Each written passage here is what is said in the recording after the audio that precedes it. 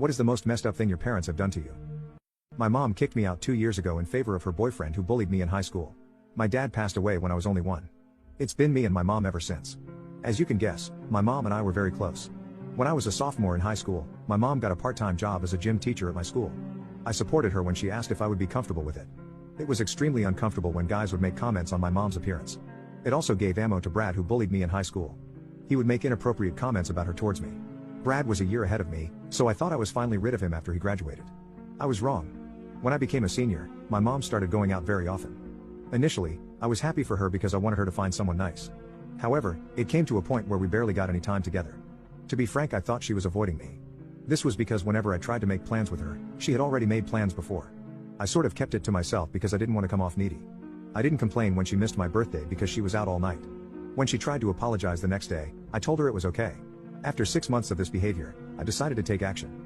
I asked my mom if we could have dinner together, just the two of us. She said she was too busy. I got fed up and told her to stop ignoring me. She said that she wasn't ignoring me but that she had a life to live. That really hurt me a lot. Out of anger, I started to ignore her for a few days. After those days passed, she finally apologized to me. However, she said she needed to talk to me about something important. She wanted to introduce me to her boyfriend at dinner. She didn't sound excited about it. It sounds like she almost dreaded it. When the door rang, my mom opened it up and introduced the guy to me. I was in extreme shock. It was Brad. I screamed at my mom, asking her what he was doing here. Brad came forward to acknowledge that this situation was uncomfortable, but he's sorry for how he treated me in school and that he really cares about my mom. My mom asked us to sit and let her explain how this all happened. I remember screaming, "I don't give a damn about your explanation. You tossed me aside for this piece of crap. You're a pathetic excuse of a mother." My mom then defended him and said, "Don't you dare call him that." She then said she tried to accommodate everyone in this tough situation by keeping the relationship away from me. She then said, "Like it or not, Brad is here to stay. If you don't like it, you're more than welcome to leave." I packed my bags right there and then. I called my grandma and told her about the whole situation. She drove to my house and confronted my mom. After a shouting match between them, I left with my grandma. My mom tried calling me several weeks after, but I blocked her. She tried to visit me, but I called the cops on her. After that, she sort of gave up. It had been 2 years since I'd heard from my mom. Then I got a call from her yesterday. She said it's urgent and we needed to meet up. I didn't know if I should go, but curiosity got the best of me. There was also a burning desire to unload on her. I finally texted back my mom this morning asking where we should meet. She said we could meet for lunch at the restaurant at 12 p.m. I didn't have any class today, so I was good to go. When I arrived at the restaurant, I heard some woman scream my name. It was my mom, who I haven't seen for 2 years. She asked how I was and said she would hug me, but she knew I would reject it. Her voice was shaking when she asked me to follow her to her table. Unsurprisingly, Brad was sitting there. He didn't even look me in the eye as we sat down. He just nodded his head as if to simply acknowledge my arrival. As my mom sat down, she started shooting out multiple questions. "What you've been up to? Are you in school? How's it going?" I got annoyed and told her, "Stop wasting my time with these questions. What do you want from me?" She responded, "Well, before we tell you, can we explain how all of this happened?" I said sure. She explained that they never interacted with each other when Brad was in school. Brad only knew about her because his friends would take pictures of her before gym class started and share them with everyone. It was Brad who approached her at a bar. She didn't recognize him. So he told her he went to the high school she works at and graduated recently. My mom was lonely and jokingly told him she wouldn't tell anyone that he wasn't 21 as long as he hung out with her. They exchanged numbers and made a promise to hang out with each other.